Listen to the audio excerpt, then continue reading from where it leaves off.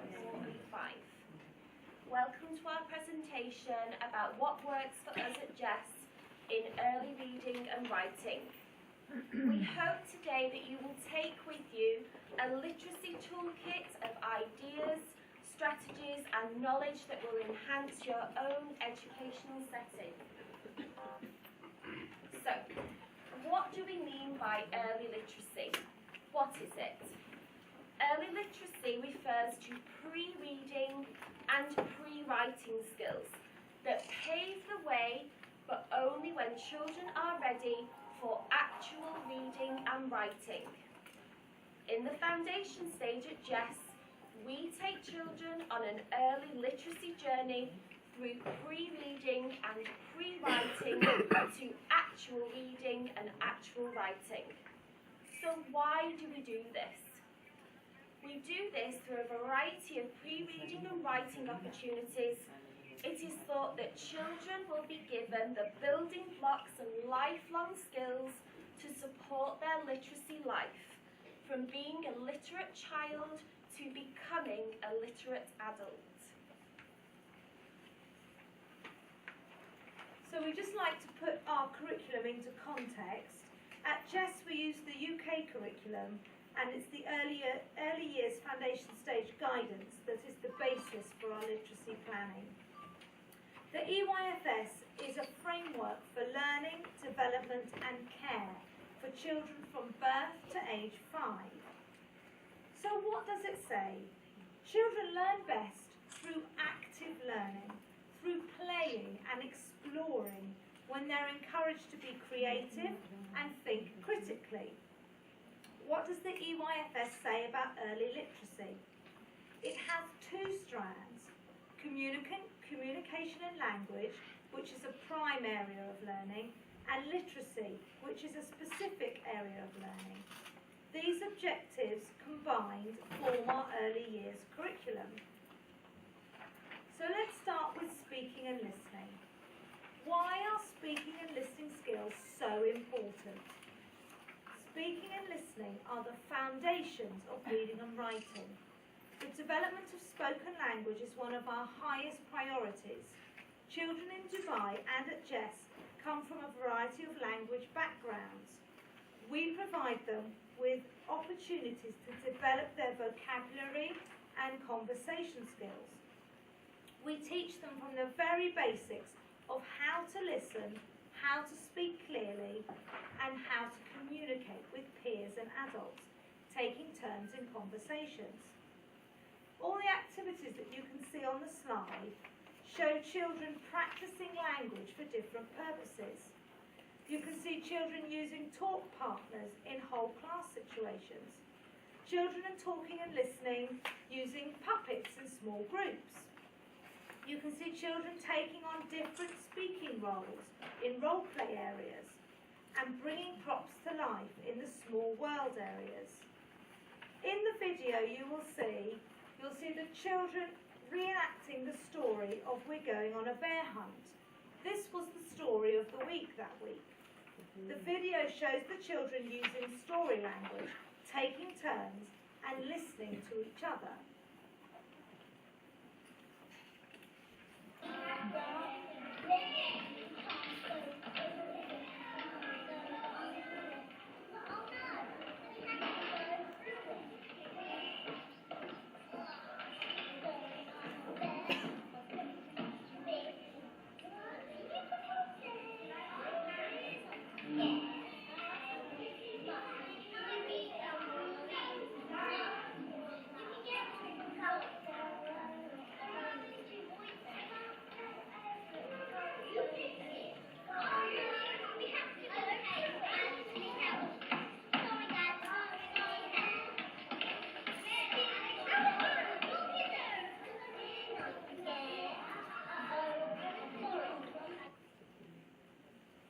So what is our role as the adults?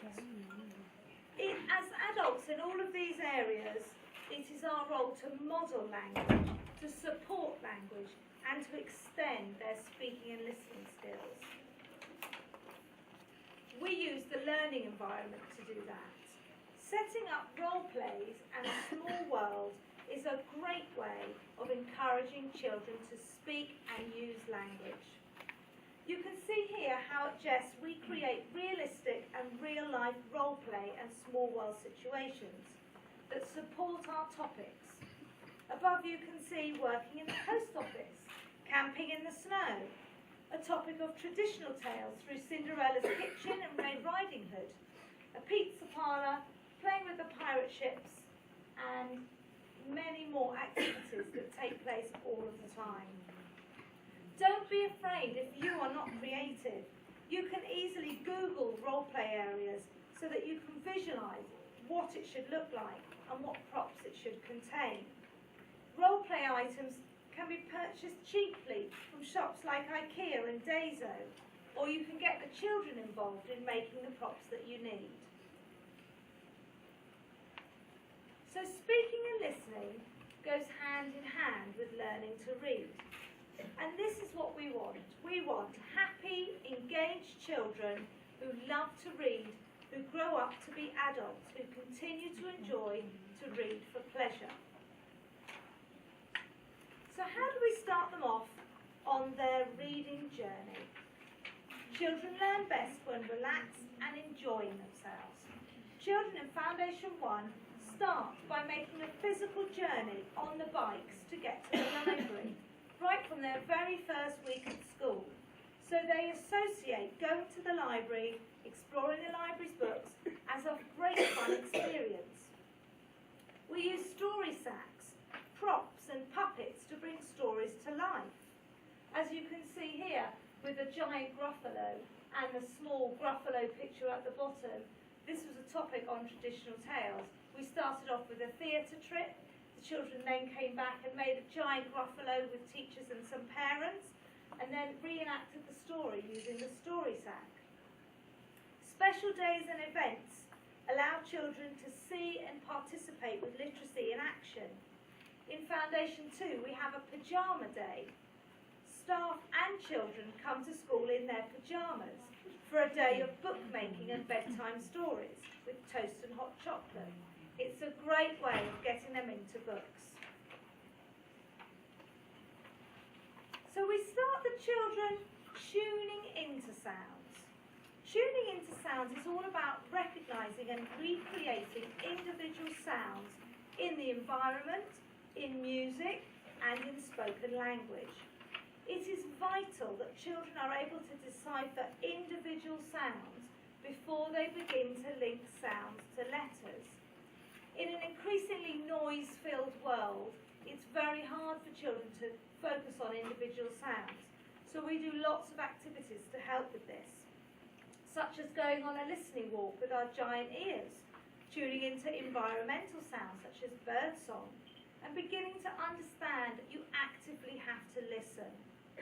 They do drumming outdoors, creating and manipulating sounds on different surfaces, and they listen for rhyme in books, rhymes and playing games such as Silly Soup. I'm going to make a silly soup. If I'm making soup that's silly, I'm going to cook it in the fridge to make it nice and chilly. In goes a cat and they have to choose what goes in. The children even enjoy making their own silly soup in the classroom. So letters and sounds comes next. This is next on our journey after tuning into sounds. They have to learn to hear, identify and manipulate individual letter sounds or phonemes. Synthetic phonics refers to the pure sound at the beginning of the sound, such as s, not s, and not f. Each sound is introduced through the integration of a visual prompt, oral sound, and a kinesthetic action. In addition to rigorous focused teaching, continuous provision supports the learning of new sounds. So when we're learning s, we'll have snakes in the sand. When we're doing p, we'll be making puppets.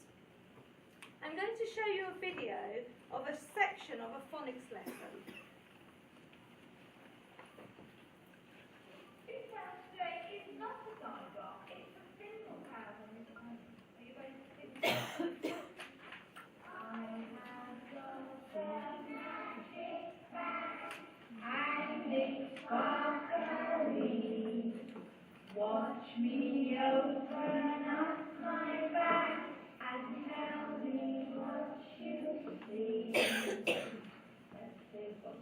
children here and come to the Yo-yo.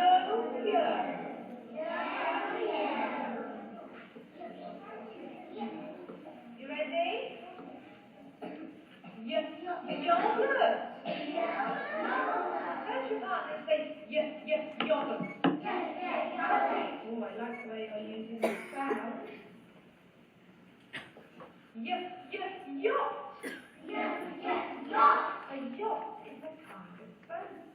With a sail on. It will be good to sail a yacht today because it's quite windy today. Have a look at this one. Oh, this is a funny looking animal. It's called yak. Yak. Looks a little bit like a sheep. This is the kind of sheep. Does look a bit like a sheep. And then I like to see if I can find. Oh, this is tricky. You might not know this one. Looks a bit like a carrot. I'll spell it for you, and you see if you can tell me what the word is. Yam. A yam is a kind of vegetable. We're learning about vegetables at the moment, aren't we? And then if I can find the word yam in here. Oh.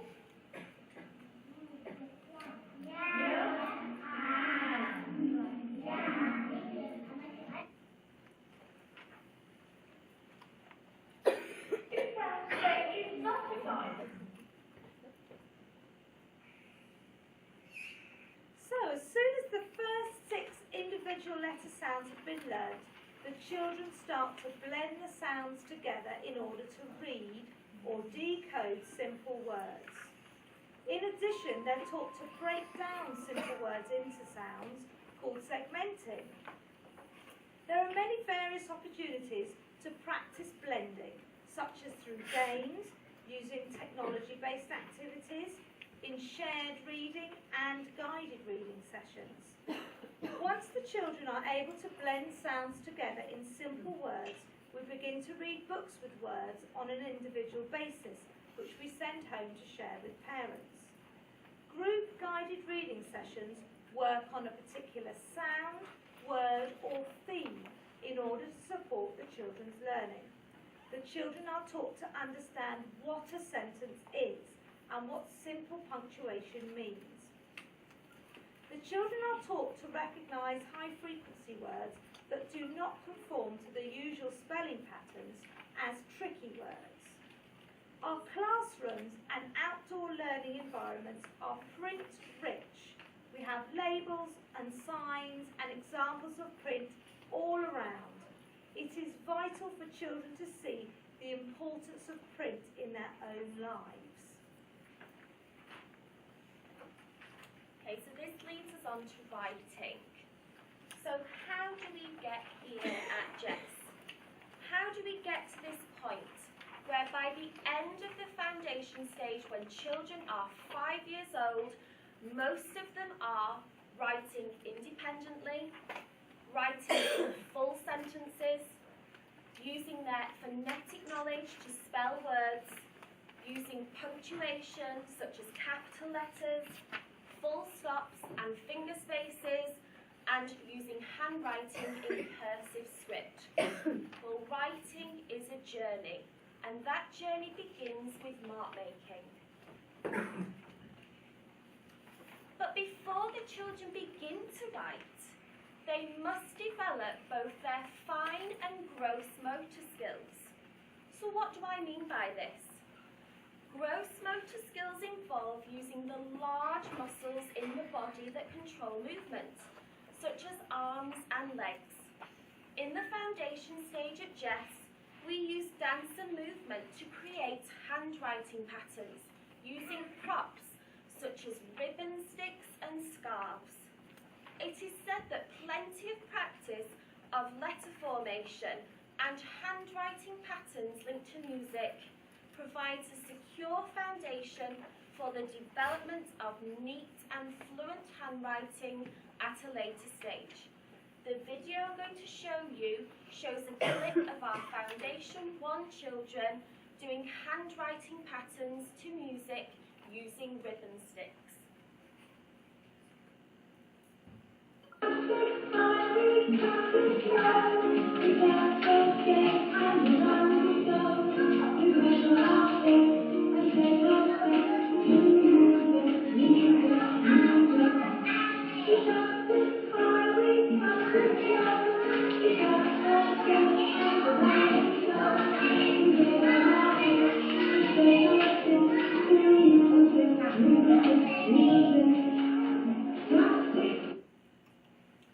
Alongside developing gross motor skills, we need to develop fine motor skills. Fine motor skills are the collective skills and activities that involve using hands and fingers. This video demonstrates Jeanette Bason's Do Disco, which works on the philosophy that by strengthening and developing muscle control in fingers and hands, children will be able to manipulate writing tools for mark making and subsequently writing. At Jess, we do this daily with both Foundation 1 and 2 children, but most importantly, we make it fun by using popular music which the children enjoy.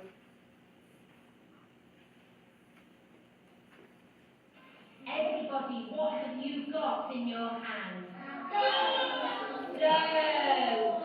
And we're going to use our dough to warm up our fingers and make our fingers ready for doing lots of exciting things like writing and drawing and painting. So we warm up our muscles with the dough. And what are we going to do? We're going to do dough.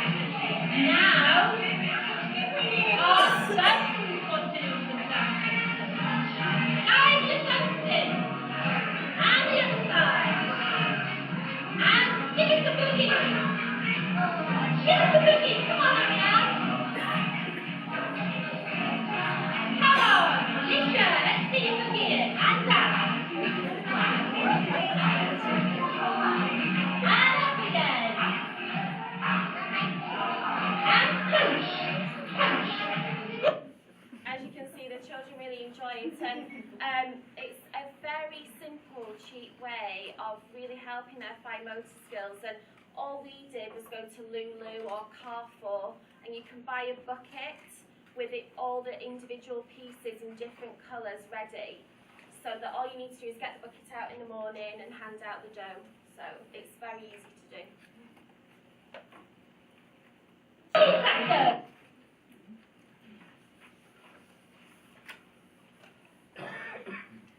So mark making. What opportunities do we provide the children at Jess?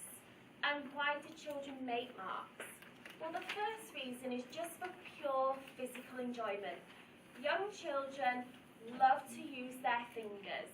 They love feeling shaving foam and glue and glitter through their hands. They love watching paint drip down the painting board. Another reason children make marks is to express their feelings and record what they see through various pictures and symbols. As you can see in the pictures above, children are mark-making their journey of the story, walking through the jungle. Mark making is a journey. It's a journey towards becoming a writer. So how do we do this at Jess? Well, the most important aspect of mark making, as any early years practitioner knows, is to make it really good fun so that all the children want to do it. So how do we do this? We make it messy. We make it multi-sensory. And we have opportunities for mark making everywhere, both indoors and outdoors, using large scale movements and small scale movements.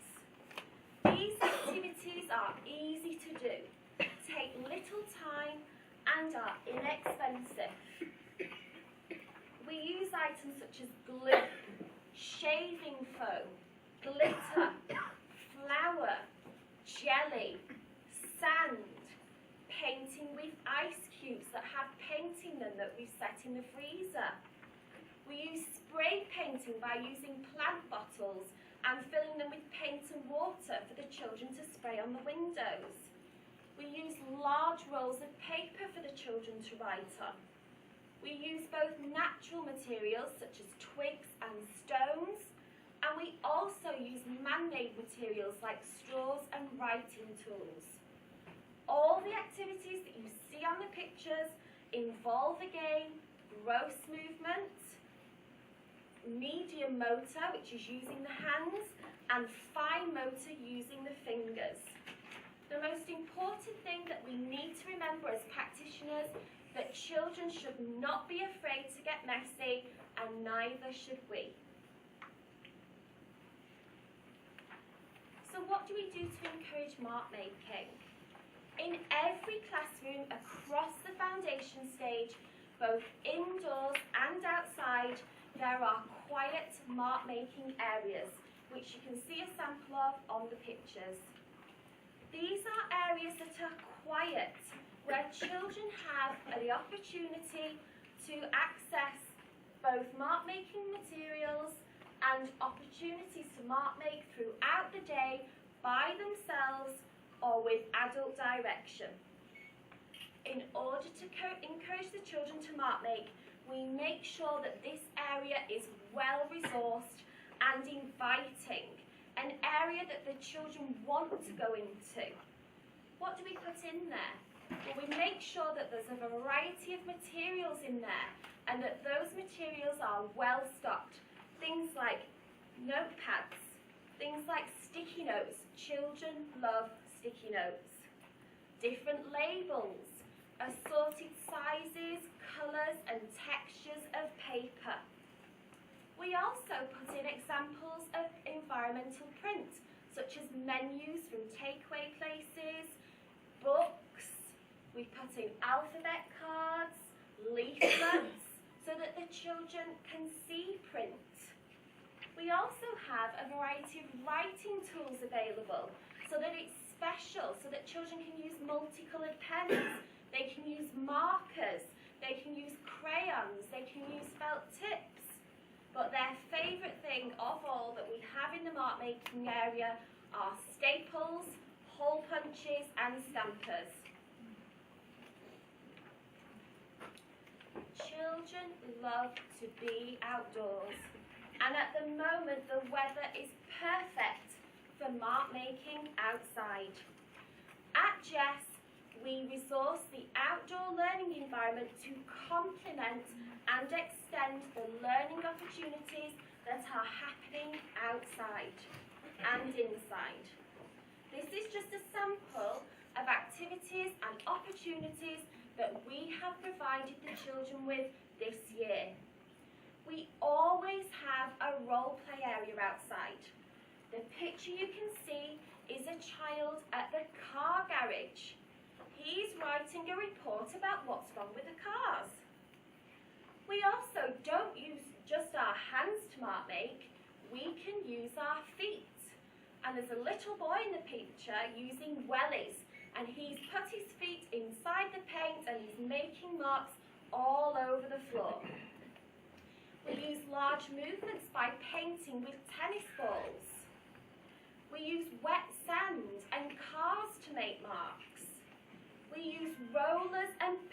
parishes, just with water on windows and blackboards. We also have a box of clipboards outside, because the children can then move around writing. You don't need to spend a lot of money. Just think creatively with everyday objects. All these activities are easy and take little time to set up.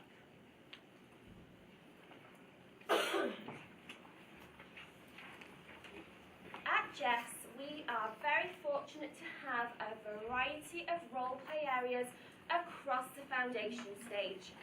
Each classroom has a role play area, as well as our central area which connects the 4 classes and outside. All our role play areas are based on real life situations or have meaning and relevance to the children. This week I have set up the Noodle House in my classroom. That's to celebrate Chinese New Year, and also if you pop along to PF Chang's or the Noodle House, they will provide you with menus, takeaway boxes, lanterns. It's very easy to do. The pictures you see are of a pizza parlour, a post office and a building site.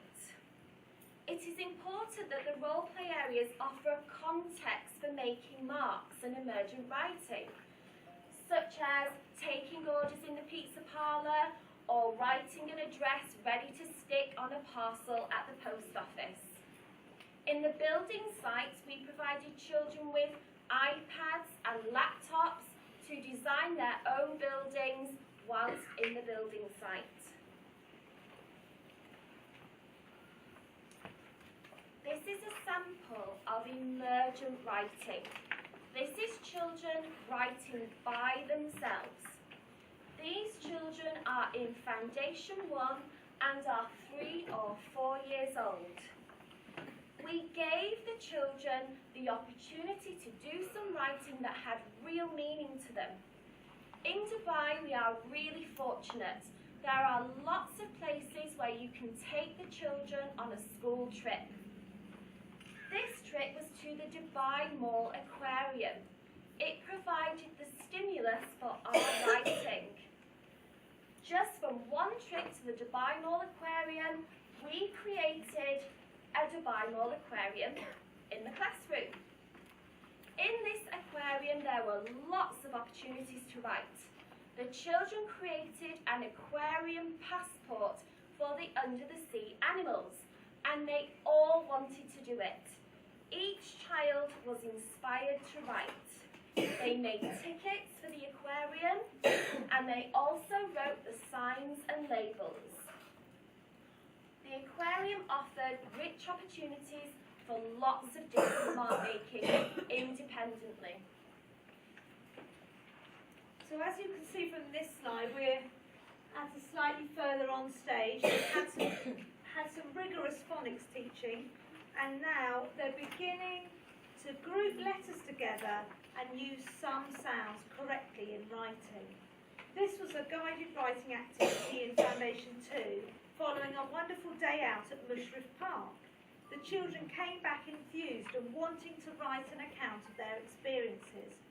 So you can see from this that the children have learned about capital letters at the beginning, about full stops at the end, and they're grouping the letters so that they've got the words, you've got park, you've got the beginning sound and the end sound. So that's a good stage for the beginning of Foundation 2. So by the end of the foundation stage, the end of Foundation 2, this is where we get to. Here we have it, the final outcome from all the gross and fine motor work, all the mark-making opportunities, and all the phonics work. All those building blocks have come together, and now the children have the tools and the skills to think about what they're going to write, to rehearse it, to speak it out orally, and then to make their sentences. We hope that we've shown you how all these skills together, so the speaking and listening, the fine and gross motor skills, the reading and the writing, give the children a literacy toolkit for life. and for lifelong learning.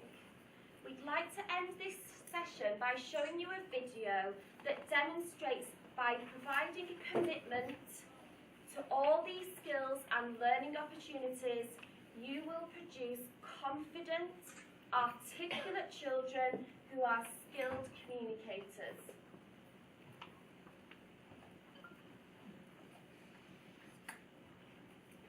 You need to put soil in plants because they need it to grow and put the soil. And when you put it on the soil, you have to water it with a watering can. And you also have to water it every day, and then it comes up with shoots. That's how to get out. Then you make a bigger pot and a bigger one and a bigger. And then a bigger and a bigger. And then you put it on in your garden. Yeah? And thank you for listening to our presentation. And we've just noted down for you some useful links, like a video of Jeanette Bason's Go Disco. She also does digit dance for numeracy and squiggle whilst you wiggle to help handwriting. Also the document Mark Making Matters, which goes further into the theory behind mark making and gives some excellent resource ideas on that publication. Also, I've jotted down our email addresses so that if any of you want to contact us and ask us any questions or ask us for any ideas, we might be able to help you. But thank you for coming today. Has anyone got any questions they'd like to ask us? Thank you. Thank you.